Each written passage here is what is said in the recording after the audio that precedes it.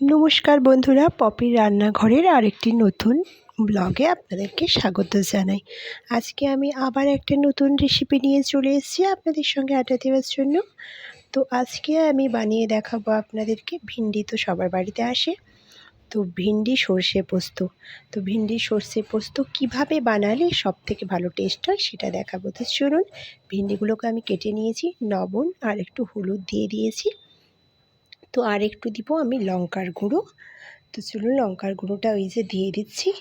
তারপরে আমি একটু দেব পানমৌরি।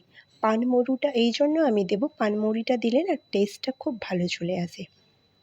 এবার আমি দেব একটু বেসন, বেশি না, বাস আমি ওই যদি মাঝারি চামচে 1 চামচই দিয়েছি, কোনো জল দেব না।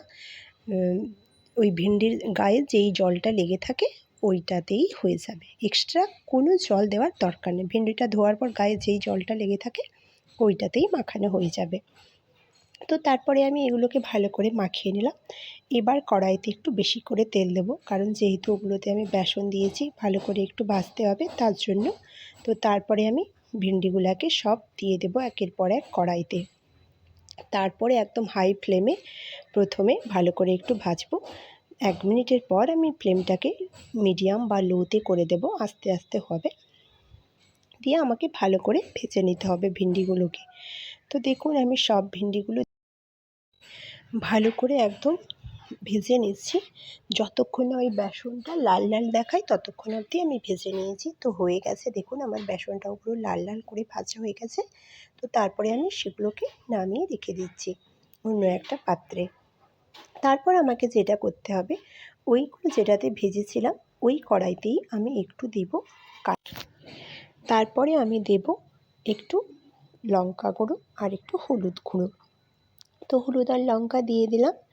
এবার দিয়ে দেব আমি সঙ্গে সঙ্গে টমেটো কাটা, নাহলে ওই লঙ্কা গুঁড়ো আর হলুদ গুঁড়ো যদি পুড়িয়ে যায় তার আগে আমাকে দিয়ে দিতে হবে, নাহলে তরকারির টেস্টটা পুরো একদম খারাপ হয়ে যাবে। তো চলুন, ওইগুলো একদম দেওয়ার সময় আঁচ একদম কম রাখবেন। তারপরে আমি দিয়ে দিলাম একটু স্বাদ মতো লবণ।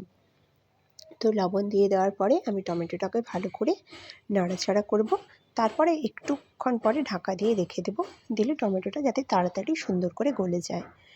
তো দেখুন, একটু ঢাকা দেওয়ার পরে আমার টমেটোটা একদম সুন্দর করে গলে গেছে। এবার আমি যে পেস্টটা দেব, যেটা মেন পেস্ট, যেটার জন্য এই তরকারির স্বাদ একদম আলাদা হয়ে যায়, সেটা হচ্ছে সরিষে বাটা আর পোস্ত। সরিষে পোস্ত আমি একসঙ্গে ভিজিয়ে রেখে দিয়েছিলাম ঘণ্টাখানিক, তো তারপরে আমি বেটে নিয়েছি। তো এবার আমি ওই পেস্টটা এর সঙ্গে দিয়ে দেব। পেস্টটা একদম ভালো করে করবেন যাতে কোনো দানা দানা না থাকে, ওইটা একটু দেখে নেবেন, পোস্ত আর সর্ষের যে পেস্টটা। তো ওইটা তারপরে আমাকে সুন্দর করে নাড়াতে হবে, যতক্ষণ না মোটামুটি একটু ভাজা ভাজা হয়ে যাচ্ছে ততক্ষণ অবধি আমি সুন্দর করে নাড়াবো। তারপর নাড়াতে নাড়াতে যখনই আমি দেখব ওটা ভালো করে হয়ে আসছে, দেখবেন মশলার যখন থেকে তেল ছাড়া শুরু করবে মশলা থেকে, তখনই বুঝবেন যে আপনার মশলাটা খুব ভালো করে ভাজা হয়ে গেছে। তো এবারে দেখুন, আমার মশলার গায়ে কোনো জল নেই, সাইডে সাইডে তেল ছাড়ছে। তো এবার আমি এটাতে দিয়ে দেবো হালকা পরিমাণে একটু জল দিয়ে দেব।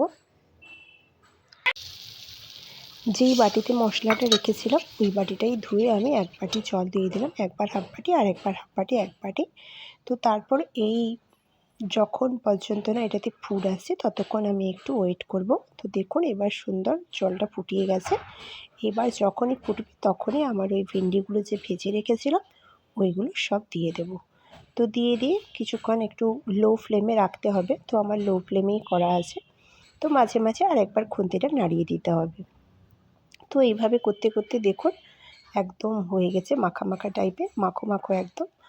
তো ওই মাখো মাখো হয়ে গেলেই তখন দেখবেন আপনার তরকারি পুরো রেডি। তো দেখুন আমি নামিয়ে নিয়েছি, দেখতে খুবই সুন্দর হয়েছে আর যা ভালো স্মেল বেরাচ্ছে। তো আপনারাও অবশ্যই একবার এরকম ট্রাই করে দেখতে পারেন, আর কেমন লাগলো অবশ্যই আমাকে কমেন্ট করে জানাবেন। ভালো লাগলে একটা লাইক করে দেবেন, আর প্লিজ আমার চ্যানেলটাকে আপনারা সাবস্ক্রাইব করে রাখবেন। টাটা।